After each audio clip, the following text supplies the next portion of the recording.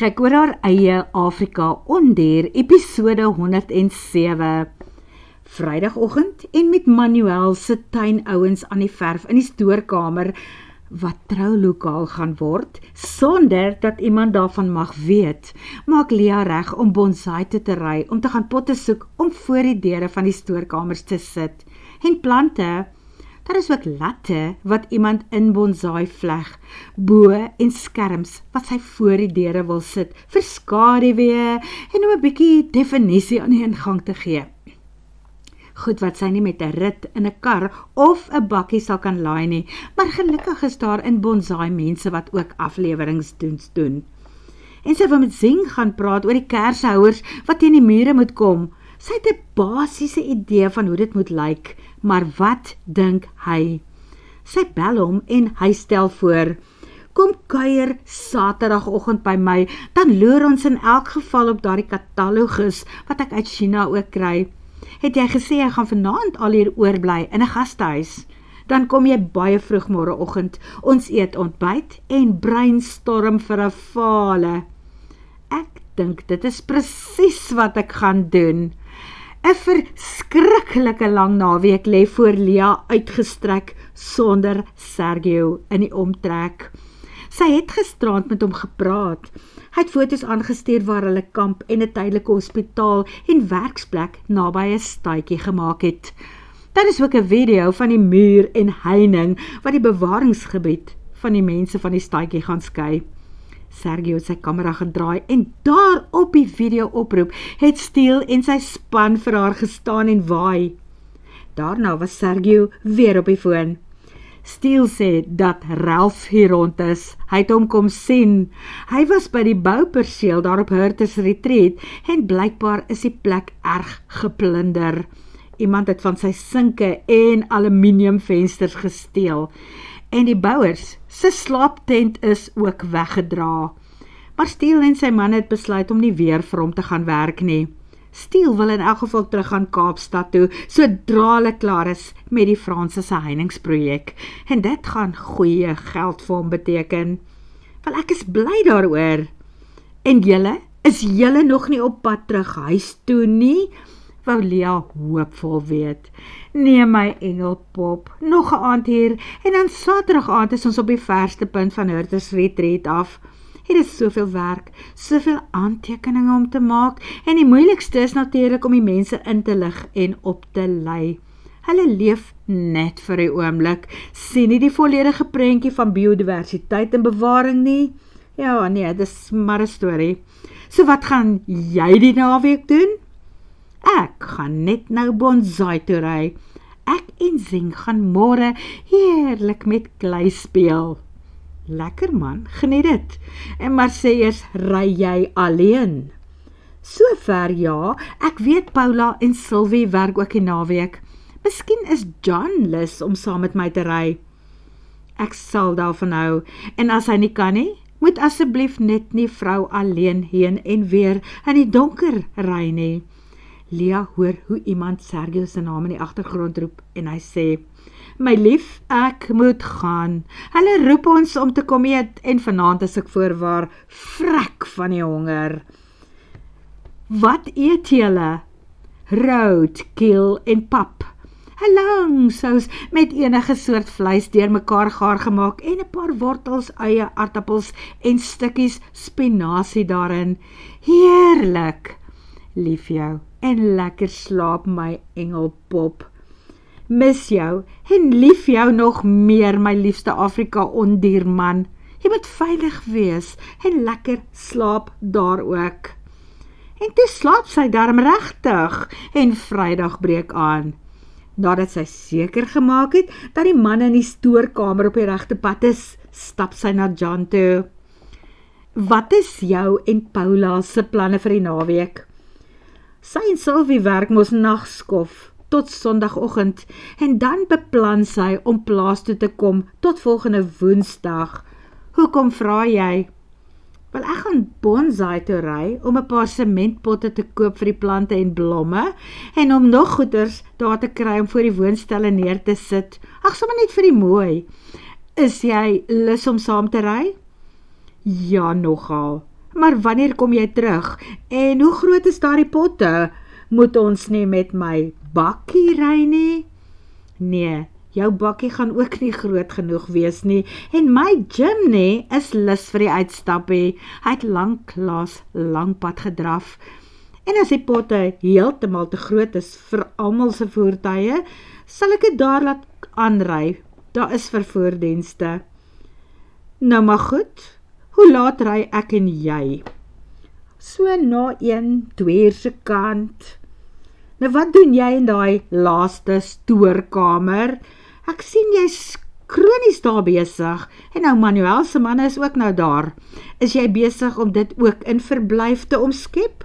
Herders Retreat begin alself soos 'n klein dorpie voel met al die besoekers. En ek het regtig nie 'n probleem nie. Dit is lekker om toeriste en gaste hier te ontvang. Ag, ek maak maar net 'n bietjie skoon voordat ons weer stoorgoed terugpak, antwoord sy met 'n glimlag. Dan sien ek jou so om en by 1-2 uur.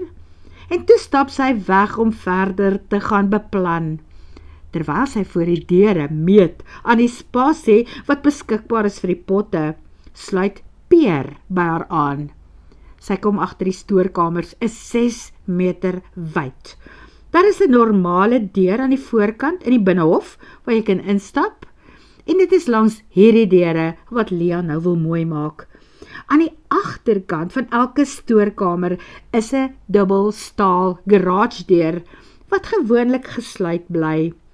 Op 'n stadium het oupa Gonzales 'n Faaljappie trekker in hierdie einste stoor geparkeer.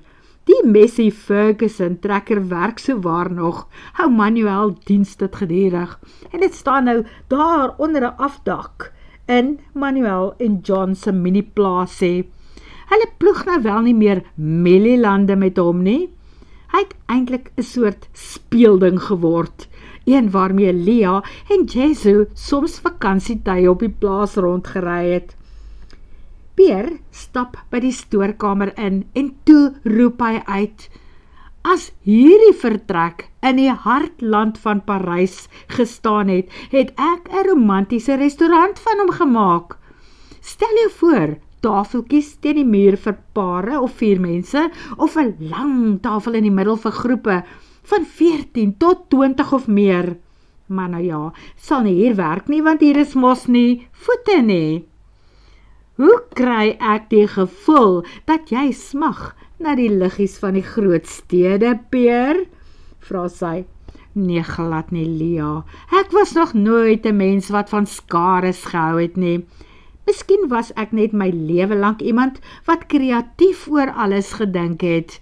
Dalk is ek en jy net voels van eenderste vere." Hy kyk lank na haar, asof hy verwag dat sy die geheim van die stoorkamer met hom gaan deel. Lia glimlag maar net. Peer het geen idee hoe reg hy op hierdie oomblik is nie. En miskien rig hulle wel die plekkie as 'n eetplek in na die tyd. The Grotto, daardie aardse ligbruin kleur wat so op die mure sit, kan perfek daarvoor werk. En dan sy intussen besluit om vorms uit skildvelle te maak van klei en in die middel 'n plek waar 'n kers kan wees. Elke meter uitmekaar teen die mure vir ekstra lig. Dis nou as Zing nie met 'n beter idee vorendag kom nie. Dit sal lig wees wat in rye van die vensters onder die dak afkomstig is. Daar's maar min vensters. En sy is van plan om vir Haya te vra om die neonligte wat op die oomblik daar aan die dak hang, te vervang met pragtige elektriese lanterntjies wat laag hang oor die gaste. Dit kan net so goed werk vir 'n eetplek ook. Terwyl sy in Bonsai gaan wees, wil sy met die skrynwerker praat oor stoele wat kan werk vir kerkbanke en later as sitplekke by die tafels kan dien. Veral nou dit Peer die gedagte van 'n restaurantjie hier uitgespreek het. 5 maande gelede sou sy waarskynlik gesê het, nee man, absoluut nie. Waar gaan al die mense vandaan kom? Gee liefs die bestaande eetplekke rondom ons kans om darm 'n soort bestaan te maak. Maar nou is dit duidelik. Toerisme is 'n snel groeiende bedryf in die omgewing en mense soek alles soortige belewennisse. Maar vereers beplan sy 'n troue. Oor wat ook al verder met die grotto gaan gebeur, sal hulle nog dink en besin. 12 uur gaan soek Lia vir John. As hy kan regmaak, kan hulle net hierna ry. Sy raak al hoe haastiger. Daar's soveel mense wat sy daai kant wil gaan sien. In Bonsai gekom, wil Paula natuurlik niks daarvan weet dat Lia haarself by 'n gastehuis gaan inbespreek vir die aand nie. Nou dat Sylvie nie meer in die tweede kamer van hulle woonstel bly nie, is dit tot Lia se beskikking. Paula werk nagskof. Sy gaan 7 uur aan diens, maar meestal meld sy net aan. Dan kom sy huis toe en sorg net dat haar selfoon en interkom aan is, dat sy op bystand is vir wanneer daar 'n noodgeval by die hospitaal inkom.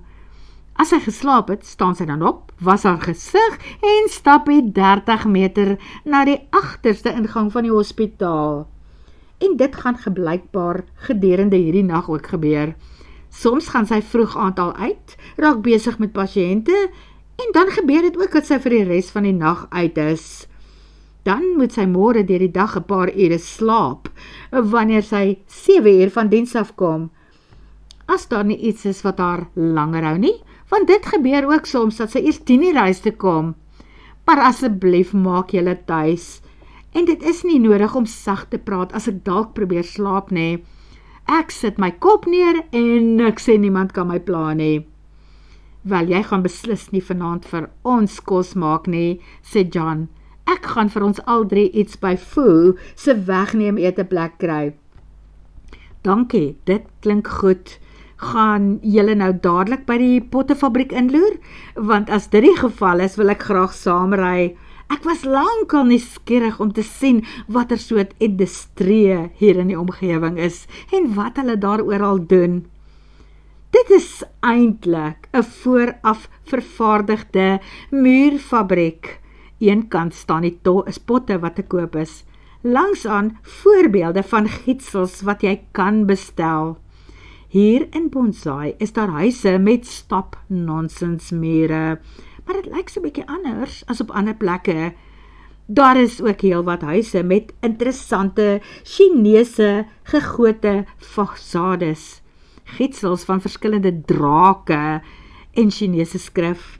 Stel jy dalk belang in 'n oulike voelbak of 'n wensput, ronde tafels en tuinbankies, paddastoelvormstoele, kabouters, eende, meerkatte en seekoeie? 'n Hond wat boude in die lug staan en lyk asof hy 'n gat gegrawe het waarin hy sy been wil bære.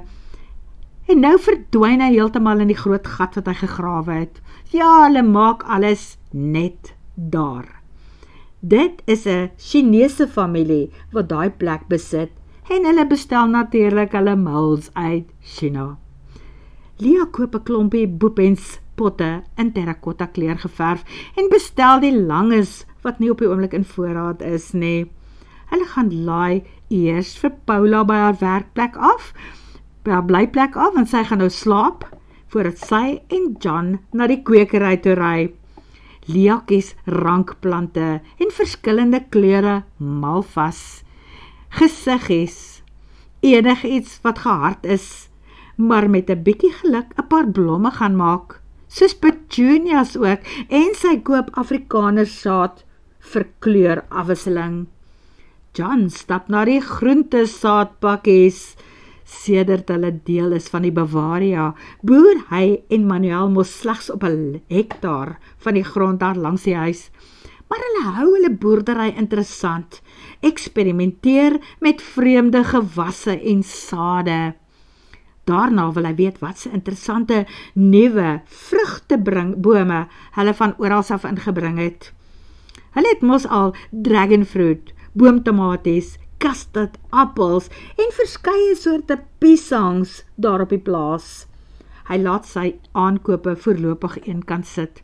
Nou is hy so waar spyt dat hy nie maar met die bak hier is nie, maar hy en Paula sal van die goed Sondagoggend in haar duster kan oplaai, al sal daar van die takke by die venster uitsteek. Wanneer Paula na aandete moet aanmeld vir diens, gaan sit John in die sitkamer by die televisie en Lea stap uit om met Sergio te gaan praat. Dit is lekker om sy stem te hoor. Sy vertel, Gatto was baie klouerig en klarig toe ek en John vroeër van Hurtes af weg is, maar Maria het beloof om spesiaal aandag aan haar te gee. Vertel Lea. Dit kan beteken dat haar babas dalk binnekort aan die kom is, antwoord hy ewe ongeërg. Wat?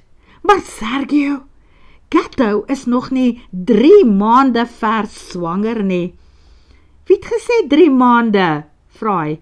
Katte se draadtyd is in die omgewing van 65 dae. Dis net oor die 2 maande. Jy het gesê 3 maande, roep sy asemloos uit. Ek weet, maar ek het eintlik bedoel onder 3 maande. Soos vanaand? Vra sy. Nee, beslis nie al vanaand nie. Hoe weet jy dit gaan nie vanaand wees nie? Ek weet nie regtig nie, maar jy gaan nie nou in die donker huis toe ry nie. Hou gou aan, ek loer op my foon. Ja, hy teken mos datums aan. 'n Paar sekondes later is hy terug. Nee, Lea, dalk eers teen volgende Woensdag, miskien nader aan Vrydag. Ons weet mos nie presies wanneer sy man gevat het nie. Hy lag effens. Sergio, ek gaan jou nek omdraai as ek môre by die huis kom en ons kat het kleintjies gekry en ek was nie by nie. Wil jy by wees as Gatto kleintjies kry? Klink hy vreeslik verbaas. Natuurlik wil ek by wees. Wel, hoe moet ek dit nou glo? Daar is 'n oomblike stilte, toe praat Sergio weer. Sê jou wat, ek sal gou vir Maria bel en hoor wat maak Gatto. As dit klink asof sy nie nag gaan kleintjies kry, sal sy jou dadelik laat weet. Dan kan jy en John saam terugry. Hoe slaap mens nou deur so 'n nag, wonder Lea. Dit is 'n rondrol nag. Maar eerste ding Saterdagoggend laat weet Maria. Ontspan Lea, hier is nog niks. Die kat is rustig. Ons hou haar in die oog. Sergio het my mooi vertel hoe om haar lyfie te voel vir kontraksies. Ek beloof jou, hierdie kat gaan definitief nie nou al kraam nie. Dankie, maar ek gaan probeer om teen 12 uur of 1 uur of 2 uur vandag terug te wees daar op Hurtes Retreat. Sê vir haar sy moet knyp. Lea staan op en bad vinnig. Sy trek aan. Dit is 8 uur. Paula se kamerdeur is toe. Sy het van nagskof af teruggekom en sy en John gaan seker die beste deel van die oggend slaap. John het mos eers teen 1 uur gisterand by die televisie gesit. Wou seker nie gaan slaap met Paula wat nagskof werk nie. Dis mos wat 'n goeie man doen. Hy pas sy vrou op.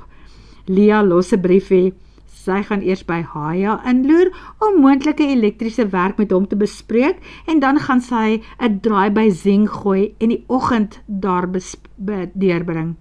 Sy beoog om so teen 2 uur terug te ry plaas toe, maar sy sal net saggies insluip en haar goed kry as hulle nog slaap. Zing wat sê, maar hy is nuuskierig oor die troulokaal wat sy beplan, terwyl hulle daar besig is om na die goed te kyk en sommer 'n bietjie klei te speel. Toe sê hy, wat van hy laai die goed wat sy gekoop het gister en ry later vanmiddag deur na Hurtes Retreat toe daarmee. Hy sal dit sommer vir hulle gaan aflewer. Zing, dit sal regtig fantasties wees, dan betaal ek eerder die afleweringsfooi aan jou. En ek maak vir jou 'n woonstel reg vir vanaand, dan slaap jy op Hurtes Retreat oor. Hier is al die bestaalstrokies van die goed wat ek gekoop het. Daar is potte wat nog gemaak moet word, so dit gaan nie eers help jy wag daarvoor nie. Maar my pa het vrugtebome gekoop, en dit moet ook afgelewer word. Ag, nie bekommerd nie, ek sal alles saambring. Vir 'n aand op Hurtes Retreat doen ek enige iets. Fantasties en dankie Zing. dan sien ek jou later. 1:15, toe Lia daar inglip om haar oornagtassie te kry, is haar pa en Paula albei wakker en hulle lyk uitgerus. Zing bring later vanmiddag alles met sy trokkie plaas toe, so jy hoef glad nie bekommerd te wees nie. Hy sal die ander vervoerou ook sommer kanseleer, want hy wil kom kuier. Dis goed, ten minste het jy dan ook geselskap vir vanaand, sê John, synde dat jy so min as moontlik tyd met die Da Silvas se babas spandeer. Dit is nie so nie, John, ek hou van hulle twee. Ek sal dalk net meer van hulle hou as hulle ophou huil, doeke bemors en eendag self loop. Gaan jy iets saam met ons eet? Vra Paula. Ons het vir jou gewag. Ek het 'n tuna slaai aan mekaar geslaan. Nee, dankie. Daar was soveel eetgoed by die twee manne, dat ek eers weer môre in staat sal wees om te eet. Behalwe dat ek seker nou vanaand vir Zing iets aan mekaar moet gaan slaan. En jy sê jy gaan nou terugry? Nou dadelik. Dalk gaan Ghetto babas kry. Ek gaan brandstof in groenie gooi en dan is ek weg. Wel, laat weet my sodra jy op Hurters Retreat aankom, sê haar pa, toe hulle eers saam met haar uitstapkar toe. En hou asseblief vir 'n slag die 2-rigting radio in jou kar aan. Ek hou van daai radio. En daarmee trek sy weg en begin ry. Lia sal dit nie aan enige iemand anders erken nie, maar sy geniet regtig die radio in haar kar. Sy luister meesal wat ander mense praat, al weet sy dat sy dit ook kan gebruik om hulp te vra, sou iets met haar of haar kar langs die pad gebeur. As daar drama met enige iemand op 'n roete gebeur, sal sy daarvan weet, en mense sal van haar probleme ook weet. Al hoe meer mense gebruik nou radio's. Skaars stop sy by 'n garage om brandstof in te neem of iemand roep oor die radio. Wat is die nommer van daardie leeuman? Die veearts van die Leeu Sanctuary? Iemand het nou net 'n siek, gewonde leeu gesien. Hulle moet hom asseblief gaan haal, want hy gaan moeilikheid maak tussen die locals daar. Dr. Sergio Martinez is die leeuman. Hier is sy nommer, praat 'n ander stem. Dankie, ons kontak hom. Lia dink trots, daardie leeuman waarvan hulle praat is haar eie geliefde Afrika ondier. Sy wou hom nou vinnig bel om te sê dat sy al in die ry is. Nou sal sy maar net 'n stemboodskap los, sodat sy foon beskikbaar is vir hierdie mense wat nou na hom soek vir 'n noodgeval. Sy betaal vir haar brandstof en luister hoe iemand noem dat hulle toe die veearts opgespoor het. Hy en sy span is toevallig nie te ver van daar af nie. Hulle is besig met velddiens. So hulle is nou op pad om 'n spoorsnyer te ontmoet wat hulle na die leeu sal neem, waar hy nou onder 'n boom lê en wonde lek. So verdiep is Lia in die radioboodskappe wat heen en weer oor die lug gaan, wat oor haar man gaan, dat sy al verby die ingang na die bewaringsgebied is, toe sy die groot wit bakkie, wat kant aan wal in haar treespeeltjie op haar agterste buffer sit, agter haar gewaar. Niemand ry per ongeluk so naby aan 'n ander voertuig op hierdie moeilike grondpaaie nie. Dit kan net iemand wees wat moeilikheid wil maak. Word vervolg.